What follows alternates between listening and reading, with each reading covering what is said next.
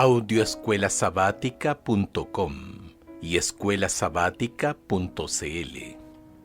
Lección número 1, para el 6 de julio de 2024. El comienzo del Evangelio, sábado 29 de junio, para memorizar. Después que Juan fue encarcelado, Jesús vino a Galilea predicando el Evangelio del reino de Dios. Decía: el tiempo se ha cumplido, el reino de Dios está cerca, arrepiéntanse y crean al Evangelio.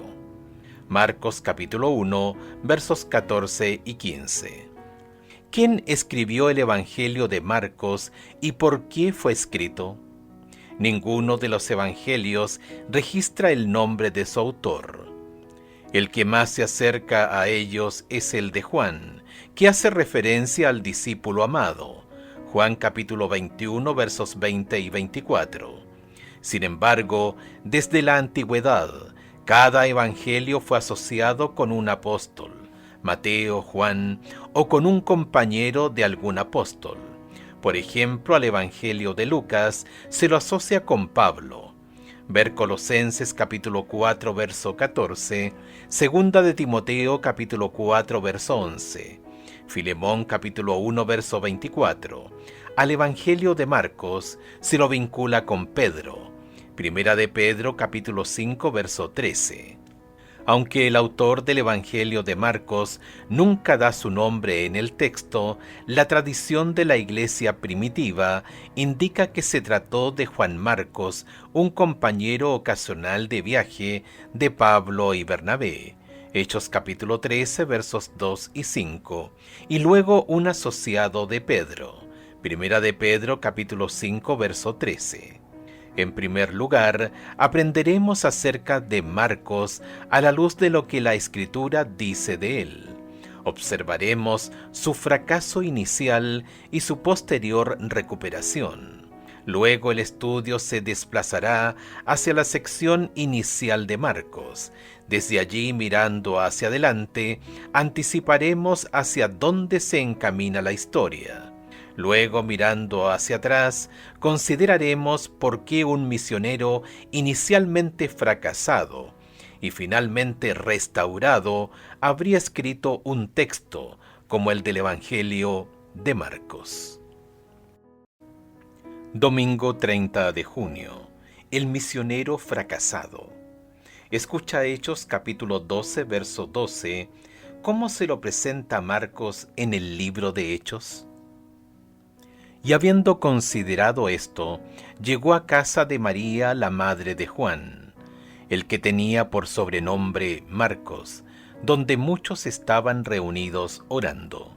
Parece verosímil que Juan Marcos, el más probable autor del Evangelio de Marcos, era un hombre joven cuando ocurrieron los hechos registrados en Hechos capítulo 12, tal vez a mediados de la década del año 40 del primer siglo. Se lo presenta en el versículo 12 como el hijo de una mujer llamada María.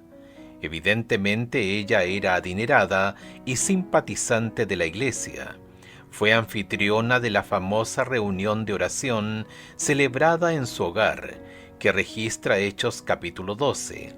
Tanto la historia de la huida de Pedro de la prisión y de los hechos que le siguieron, como la subsiguiente muerte de Herodes, están repletos de contrastes asombrosos y aún jocosos entre Pedro y el rey. Juan Marcos en realidad no juega ningún papel en la historia, pero la presentación que se hace de él en este punto es la preparación para su posterior conexión con Pablo y Bernabé.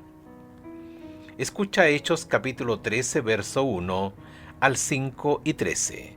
¿Cómo se vinculó Juan Marcos con Saulo y Bernabé? ¿Y cuál fue el resultado? Hechos capítulo 13, versículos 1 al 5 y 13. Había entonces en la iglesia que estaba en Antioquía profetas y maestros: Bernabé, Simón el que se llamaba Níger, Lucio de Cirene, Manaén el que se había criado junto con Herodes el tetrarca y Saulo, Ministrando estos al Señor y ayunando, dijo el Espíritu Santo: Apartadme a Bernabé y a Saulo para la obra que los he llamado. Entonces, habiendo ayunado y orado, les impusieron las manos y los despidieron. Ellos entonces, enviados por el Espíritu Santo, descendieron a Seleucia, y de allí navegaron a Chipre. Y llegados a Salamina, anunciaban la palabra de Dios en las sinagogas de los judíos. Tenían también a Juan de ayudante. Versículo 13. Habiendo zarpado a Pafos, Pablo y sus compañeros arribaron a Perge de Panfilia, pero Juan, apartándose de ellos, volvió a Jerusalén. Hechos capítulo 13 describe el primer viaje misionero de Saulo y Bernabé a comienzos del año 46 después de Cristo aproximadamente. Juan Marco no es mencionado hasta el versículo 5 y su rol es simplemente el de un ayudante o servidor. No se hace ninguna otra referencia al joven hasta el versículo 13, donde el breve reporte señala que volvió a Jerusalén. No se da ninguna razón para su partida, y la ausencia de cualquier descripción acerca de sus sentimientos o emociones deja librado a la imaginación que pudo haber motivado su abandono, el esfuerzo misionero, que estaba sin duda lleno de peligro y desafíos. Elena de White indica que Marcos, abrumado por el temor y el desaliento, vaciló por un tiempo en su propósito de entregarse de todo corazón a la obra del Señor. No acostumbrado a las penurias, se desalentó por los peligros y las privaciones del camino. Hechos de los Apóstoles, páginas 139 y 140. En resumen, las cosas simplemente se tornaron demasiado duras para él y quiso irse. ¿Quién no sabe por experiencia lo que significa retroceder ante algo o incluso fracasar rotundamente, sobre todo en cuestiones espirituales o que tienen que ver con la senda cristiana? ¿Qué aprendiste de esa experiencia? Lunes 1 de julio. Una segunda oportunidad. Escucha Hechos capítulo 15, versículos 36 al 39. ¿Por qué rechazó Pablo a Juan Marcos y por qué Bernabé le dio una segunda oportunidad? Después de algunos días, Pablo dijo a Bernabé: volvamos a visitar a los hermanos en todas las ciudades en que hemos anunciado la palabra del Señor para ver cómo están. Y Bernabé quería que llevasen consigo a Juan, el que tenía por sobrenombre Marcos. Pero a Pablo no le parecía bien llevar consigo al que se había apartado de ellos desde Panfilia y no había ido con ellos a la obra. Y hubo tal desacuerdo entre ellos que se separaron el uno del otro. Bernabé, tomando a Marcos, navegó a Chipre. En Hechos capítulo 15, verso 38, se da la razón por la que Pablo rechazó al joven. Juan Marcos se había apartado de ellos y no continuó en la obra del ministerio. La actitud de Pablo era comprensible, aunque categórica. La vida misionera, sobre todo en el mundo antiguo, era dura y exigente. Ver 2 de Corintios capítulo 11, versículos 23 al 28. Pablo dependía de sus misioneros asociados para que lo ayudaran a llevar la carga de una tarea y unas condiciones muy desafiantes. Desde su perspectiva, alguien que había desertado tan rápidamente no merecía un lugar en un equipo misionero que luchaba cara a cara con las fuerzas del mal. Bernabé no estuvo de acuerdo. Él veía potencial en Marcos y no quería dejar atrás al joven. La disputa que se suscitó entre Pablo y Bernabé respecto de Juan Marcos fue tan profunda que se separaron. Pablo eligió a Silas para que fuera con él, y Bernabé tomó a Marcos. Hechos no explica ¿Por qué Bernabé decidió llevar a Marcos consigo? En verdad, este es el último pasaje del libro de Hechos que menciona a ambos nombres, pero no el último lugar del Nuevo Testamento donde se lo nombra a Marcos. Escucha Colosenses capítulo 4 verso 10, Segunda de Timoteo capítulo 4 verso 11, Filemón capítulo 1 verso 24 y Primera de Pedro capítulo 5 verso 13. ¿Qué detalles acerca de la recuperación de Marcos parecen sugerir estos textos? Colosenses capítulo 4 verso 10. Aristarco, mi compañero de prisiones, os saluda, y Marcos, el sobrino de Bernabé, acerca el cual habéis recibido mandamientos, si fuere a vosotros, recibidle. Segunda de Timoteo, capítulo 4, verso 11. Solo Lucas está conmigo. Toma a Marcos y tráele contigo, porque me es útil para el ministerio. Filemón capítulo 1 verso 24.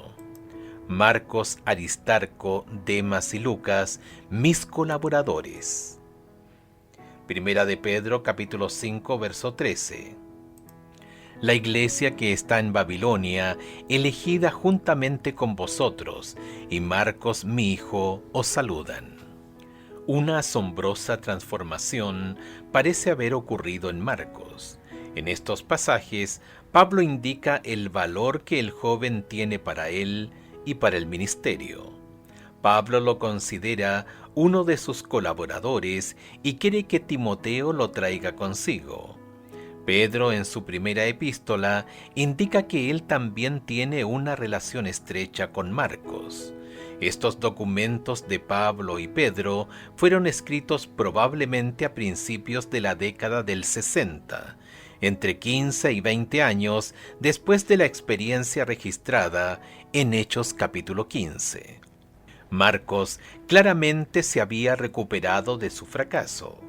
Esto ocurrió casi con certeza, gracias a la confianza que su tío Bernabé había depositado en él. Piensa en alguna ocasión en la que tú o un amigo fracasaron y recibieron otra oportunidad. ¿De qué manera esa experiencia te transformó a ti y a quienes te ayudaron? ¿Cómo modificó tu ministerio hacia otros? Martes 2 de julio. El mensajero. Escucha Marcos capítulo 1 versos 1 al 8. ¿Quiénes son los personajes en estos versículos? ¿Qué hacen y dicen? Marcos capítulo 1 versos 1 al 8. Principio del Evangelio de Jesucristo, Hijo de Dios, como está escrito en Isaías el profeta. He aquí yo envío mi mensajero delante de tu faz, el cual preparará tu camino delante de ti. Voz del que clama en el desierto, preparad el camino del Señor, enderezad sus sendas. Bautizaba Juan en el desierto y predicaba el bautismo de arrepentimiento para perdón de pecados. Y salían a él toda la provincia de Judea y todos los de Jerusalén, y eran bautizados por él en el río Jordán, confesando sus pecados. Y Juan estaba vestido de pelo de camello y tenía un cinto de cuero alrededor de sus lomos, y comía langostas y miel silvestre. Y predicaba diciendo: Viene tras mí el que es más poderoso que yo, a quien no soy digno de desatar encorvado la correa de su calzado. Yo a la verdad os he bautizado con agua, pero él los bautizará con Espíritu Santo. Los personajes principales de estos versículos son tres. Jesucristo, mencionado en Marcos capítulo 1 verso 1, Dios el Padre, implícito en las palabras de Marcos capítulo 1 verso 2, y el predicador y mensajero Juan el Bautista como sujeto principal de la última sección de este pasaje. Marcos capítulo 1 versos 2 y 3 contiene una cita del Antiguo Testamento con la que el evangelista describe lo que ocurrirá en el relato. Lo que cita es una combinación de frases de tres pasajes. Éxodo capítulo 23, verso 20, Isaías capítulo 40, verso 3 y Malaquías capítulo 3, verso 1. Escucha Éxodo capítulo 23, verso 20, Isaías capítulo 40, versículo 3 y Malaquías capítulo 3, verso 1. ¿Qué tienen en común estos tres pasajes? Éxodo capítulo 23, verso 20. He aquí yo envío mi ángel delante de ti, para que te guarde en el camino, y te introduzca en el lugar que yo he preparado. Isaías capítulo 40, verso 3. Voz que clama en el desierto, preparad camino a Jehová, enderezad calzada en la soledad a nuestro Dios. Malaquías capítulo 3, verso 1. He aquí yo envío mi mensajero, el cual preparará el camino delante de mí, y vendrá súbitamente a su templo el Señor, a quien vosotros buscáis, y el ángel del pacto a quien deseáis vosotros. He aquí viene, ha dicho Jehová de los ejércitos. Éxodo capítulo 23, verso 20, se refiere a un ángel que Dios enviaría delante de los israelitas para conducirlos a Canaán. Isaías capítulo 40, verso 3, describe a Dios haciéndose presente en el desierto con un camino preparado por él para su pueblo. Malaquías capítulo 3, verso 1, se refiere a un mensajero que va delante del Señor para preparar su camino. Los tres pasajes hablan de un viaje. El texto en Isaías tiene muchos vínculos con el ministerio de Juan el Bautista y se enfoca también en el camino del Señor. En el Evangelio de Marcos, al Señor Jesús se lo presenta realizando un viaje. La rápida narración realza el sentido de este viaje que conducirá hacia la cruz y la muerte sacrificial de Jesús en nuestro favor. Pero es mucho lo que debe acontecer antes de que Él llegue a la cruz. El viaje está recién comenzando y Marcos nos dirá todo acerca de él. A tono con la cita del Antiguo Testamento, en Marcos capítulo 1 versos 2 y 3, Juan el Bautista hace un llamado al arrepentimiento, a abandonar el pecado y a volver a Dios. Marcos capítulo 1 verso 4. Vestido como el antiguo profeta Elías, compara con Segunda de Reyes capítulo 1 verso 8, Juan habla en Marcos capítulo 1 versos 7 y 8 acerca de uno que vendría después de él y que es más poderoso que él. La declaración de que no es digno de desatar la correa de las sandalias del que vendría demuestra la exaltada perspectiva que tiene de Jesús. Miércoles 3 de julio. El bautismo de Jesús. Escucha Marcos capítulo 1, versículos 9 al 13. ¿Quién está presente en el bautismo de Jesús y qué sucede? Marcos capítulo 1, versos 9 al 13. Aconteció en aquellos días que Jesús vino a Nazaret de Galilea y fue bautizado por Juan en el Jordán. Y luego cuando subía del agua, vio abrirse los cielos y al Espíritu como paloma que descendía sobre él. Y vino una voz de los cielos que decía: Tú eres mi Hijo amado, y en ti tengo complacencia. Y luego el Espíritu le impulsó al desierto, y estuvo allí en el desierto 40 días, y era tentado por Satanás, y estaba con las fieras, y los ángeles le servían. Juan bautiza a Jesús en el río Jordán, y cuando asciende del agua, ve los cielos abiertos y al Espíritu Santo descender sobre él como una paloma. Escucha entonces la voz de Dios desde el cielo: Tú eres mi Hijo amado, en ti me complazco. Marcos capítulo 1, verso 11. Estos eventos señalan la importancia del bautismo de Jesús. El Padre, el Hijo y el Espíritu Santo están presentes y declaran juntos el inicio del ministerio de Jesús. La importancia de este evento encontrará su eco en la escena de la cruz registrada en Marcos capítulo 15. Muchos de los elementos de la narración reaparecerán en esa escena. El Espíritu impulsó a Jesús al desierto. Marcos capítulo 1, verso 12. La palabra griega original traducida como impulsó es ekbaló, el término comúnmente usado en el Evangelio de Marcos para referirse a la expulsión de demonios. La presencia del Espíritu Santo aquí ilustra su poder en la vida de Jesús. El Señor ya estaba iniciando el viaje de su ministerio e inmediatamente se enfrenta a Satanás. El aspecto de la lucha en esta escena se muestra mediante la referencia a los 40 días de la tentación, a la presencia de animales salvajes y al servicio que los ángeles brindaron a Jesús.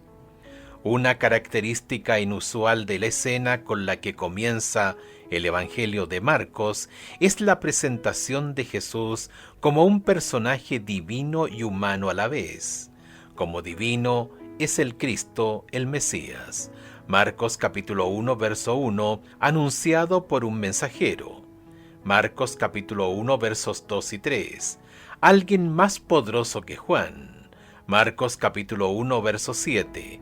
El Hijo amado sobre quien el Espíritu desciende. Marcos capítulo 1, versos 10 y 11. Pero vemos lo siguiente acerca de su dimensión humana. Es bautizado por Juan, no a la inversa. Marcos capítulo 1, verso 9. Es impulsado por el Espíritu. Marcos capítulo 1, verso 12. Es tentado por Satanás. Marcos capítulo 1, verso 13. Está con animales salvajes. Marcos capítulo 1, verso 13. Y es atendido por ángeles. Marcos capítulo 1, verso 13. ¿Por qué estos contrastes? Esto apunta a la asombrosa realidad de Cristo, nuestro Señor y Salvador, nuestro Dios y sin embargo también un ser humano, nuestro hermano y ejemplo. ¿Podríamos abarcar completamente esta idea con nuestra mente? No es posible, pero es algo que aceptamos por fe y nos maravillamos por lo que esta verdad nos revela acerca del amor de Dios hacia la humanidad. ¿Qué nos dice acerca del asombroso amor de Dios el hecho de que, aunque Jesús es Dios, estuvo dispuesto a asumir nuestra humanidad a fin de salvarnos? Jueves 4 de julio. El Evangelio según Jesús. Escucha Marcos capítulo 1 versos 14 y 15. ¿Cuáles son las tres partes del mensaje evangélico que Jesús proclamó? Después que Juan fue encarcelado, Jesús vino a Galilea predicando el Evangelio del reino de Dios, diciendo: el tiempo se ha cumplido y el reino de Dios se ha acercado. Arrepentíos y creed en el Evangelio. Marcos resume aquí el mensaje simple y directo de Jesús. Sus tres partes son ilustradas en el siguiente cuadro. Categoría: profecía cronológica o de tiempo. Contenido: el tiempo se ha cumplido. Categoría: promesa del pacto. Contenido: el reino de Dios está cerca. Categoría: llamado al discipulado. Contenido: arrepiéntanse y crean al Evangelio. La profecía cronológica o de tiempo a la que Jesús se refiere es a las 70 semanas de Daniel capítulo 9 versos 24 al 27. Esta profecía encuentra su cumplimiento en el bautismo de Jesús, cuando fue ungido con el Espíritu Santo y comenzó con su ministerio. Hechos capítulo 10 verso 38. La asombrosa profecía de las 70 semanas es ilustrada en el siguiente gráfico. En el folleto se muestra un gráfico que señala las 70 semanas de Daniel capítulo 9, con el comienzo en el año 457 a.C. y concluyendo en el año 34 después de Cristo. Luego se observan las 69 semanas o 483 años literales, que comienzan en el año 457 a.C. y luego pasan por el año 27 después de Cristo, el 31 después de Cristo, culminando el año 34 después de Cristo, siendo estos últimos los 7 años literales. En esta profecía, un día representa un año. Números capítulo 14, verso 34, Ezequiel capítulo 4, verso 6. La profecía comienza en el año 457 antes de Cristo con el decreto emitido por Artajerjes, rey de Persia, para completar la reconstrucción de Jerusalén. Ver Esdras capítulo 7. 69 semanas proféticas habrían de extender hasta el año 27 después de Cristo, cuando Jesús fue bautizado y ungido con el Espíritu Santo al comienzo de su ministerio. Su crucifixión habría de ocurrir 3 años y medio después. La terminación de la última de las 70 semanas ocurrió en el año 34 después de Cristo, cuando Esteban fue apedreado, y el mensaje del Evangelio comenzó a ser predicado a los gentiles, así como también a los judíos. ¿Cómo fue la última vez que estudiaste la profecía de las 70 semanas? ¿Cómo puede el conocimiento de esta profecía incrementar tu fe no solo en Jesús, sino también en la confiabilidad de la palabra profética? Viernes 5 de julio. Para estudiar y meditar, lee el capítulo 10 del Deseado de todas las gentes de Elena de White titulado La voz en el desierto, páginas 72 a la 83. Y el capítulo 17 de los Hechos de los Apóstoles de la misma autora titulado Heraldos del Evangelio, páginas 137 a la 145. Qué fascinante es el hecho de que el mensaje del primer ángel en Apocalipsis capítulo 14 versos 6 y 7 sea paralelo al mensaje evangélico de Jesús en Marcos capítulo 1 verso 15. El mensaje del primer ángel trae el Evangelio eterno al mundo en los últimos días en preparación para la segunda venida. Al igual que el mensaje de Jesús, el Evangelio angélico del tiempo del fin contiene los mismos 3 elementos, como ilustra la siguiente tabla. Marcos capítulo 1. El tiempo se ha cumplido. Daniel capítulo 9. Categoría: profecía de tiempo. Apocalipsis capítulo 14, la hora del juicio. Daniel capítulos 7 y 8. Marcos capítulo 1, el reino se acerca. Categoría: promesa de pacto. Apocalipsis capítulo 14, el evangelio eterno. Marcos capítulo 1, arrepiéntanse, crean. Categoría: llamado al discipulado. Apocalipsis capítulo 14, teman, glorifiquen, adoren a Dios. El mensaje del primer ángel anuncia el comienzo del juicio previo al regreso de Cristo predicho en la profecía de los 2300 días de Daniel capítulo 8 verso 14. Este comenzó en 1844. El juicio trae el reino de Dios a su pueblo perseguido. Daniel capítulo 7 verso 22. La exhortación del primer ángel a reverenciar, glorificar y adorar a Dios es el llamado al discipulado dirigido al mundo en los últimos días, mientras los poderes bestiales de Apocalipsis capítulo 13 presentan a un Dios falso, a quien reverenciar, glorificar y adorar. Así como el mensaje de Jesús en Marcos capítulo 1 está íntimamente ligado a las profecías de Daniel en el inicio de la proclamación del Evangelio, el mensaje del primer ángel también está estrechamente ligado a Daniel, al final de la historia de la tierra. Preguntas para dialogar. 1. Compara y contrasta a Juan el Bautista y Jesús en Marcos capítulo 1 versos 1 al 13. ¿Qué lecciones especiales aprendes de la manera en que son presentados? 2. Considera el significado del bautismo. Lee Romanos capítulo 6 versos 1 al 4 y Juan capítulo 3 versos 1 al 8 y compáralos con el bautismo de Jesús en Marcos capítulo 1 versos 9 al 13. ¿Qué paralelos y contrastes adviertes? ¿Cómo te ayuda esto a comprender más plenamente el significado del bautismo? 3.